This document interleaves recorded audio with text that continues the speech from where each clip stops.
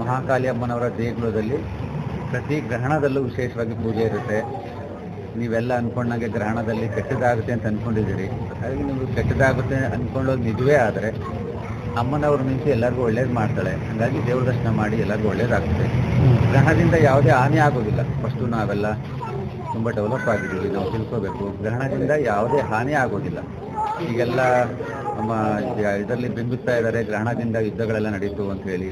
ಅದೆಲ್ಲ ಸುಳ್ಳು. ಇದೆಲ್ಲ ತುಂಬ ವರ್ಷಗಳಿಂದ ನಡೆದಿರುವಂಥ ಇದು ಪ್ಲ್ಯಾನ್ ಆಗಿದೆ. ಮತ್ತು ಇದು ಹಣಕ್ಕೋಸ್ಕರ ಮಾಡ್ತಿರುವಂಥ ಯುದ್ಧನೇ ಹೊರತು ಗ್ರಹಣದಿಂದ ಯಾವುದೇ ಎಫೆಕ್ಟ್ ಆಗಿಲ್ಲ ಅಂತ ನಾನು ಹೇಳಿ. ಇಂದಿನ ಬೆಳಗ್ಗೆ 4:20ಕ್ಕೆ ಬ್ರಾಹ್ಮಿ ಮುಹೂರ್ತದಲ್ಲಿ ತೆರೆದಿದೆ.